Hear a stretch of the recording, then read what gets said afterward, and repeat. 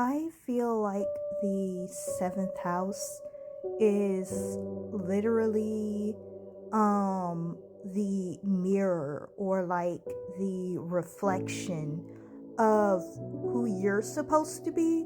But throughout your early years, like before 30, you are constantly and always seeking this outside of yourself, because it is so far away from you. You know what I'm saying? Because, like, the first house to the seventh house, that would be what you consider so far away from you. You know what I'm saying? Literally, it's on the other side.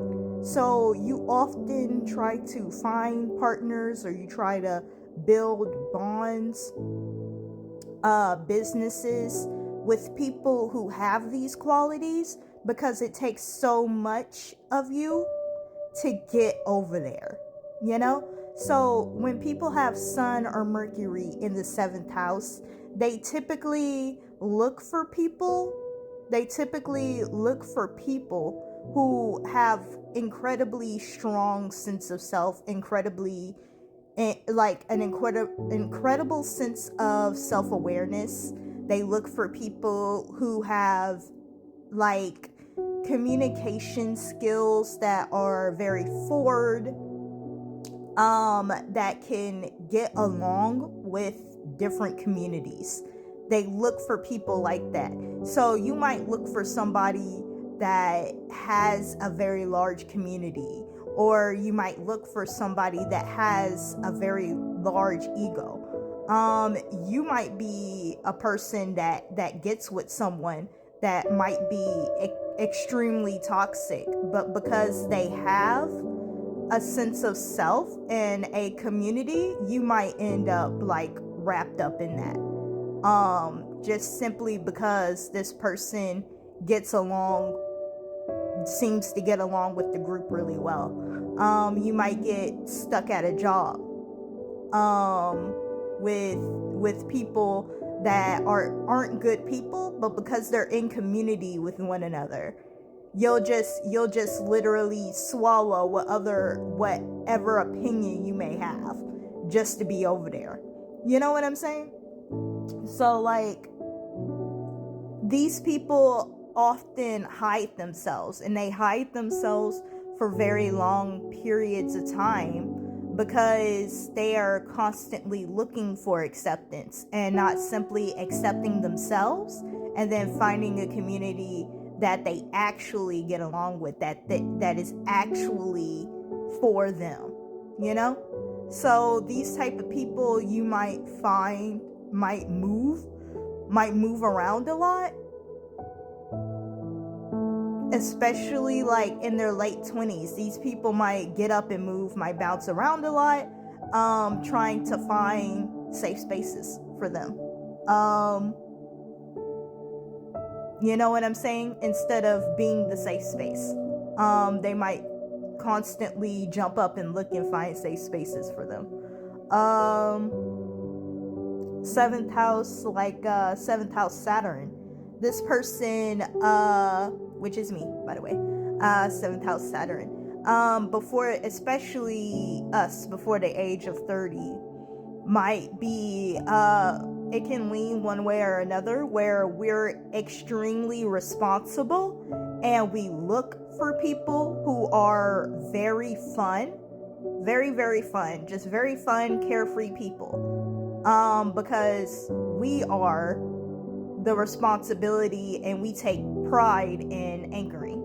And we might take pride in anchoring to the point where we get used and don't care, because like it's just, you just have that ego, an extreme ego of anchoring. And it could be the exact opposite as well, where you're just a person rolling around and jumping from situation to situation, from job to job, not wanting to anchor anywhere. You could, especially with Saturn and Aquarius, you could be incredibly rebellious, because Aquarius is always going to rebel against its system, especially if its system is unjust.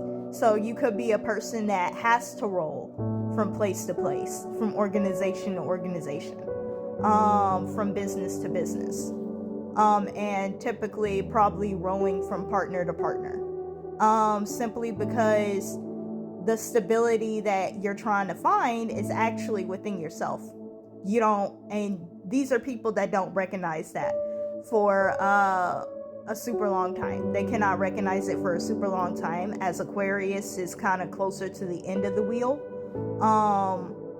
With Saturn in Aquarius, these people also tend to look super young for very long periods of time, because this is an air sign.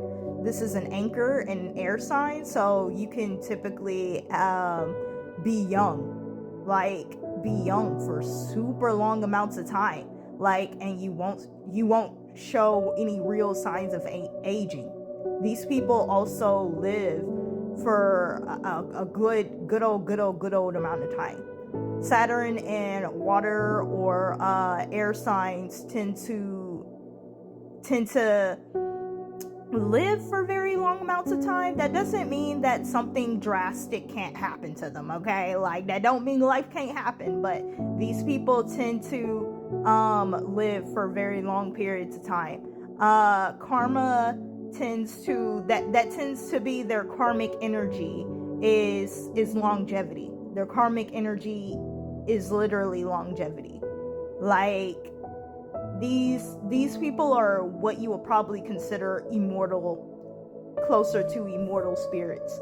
Even if they go, early, these are very close to immortal spirits.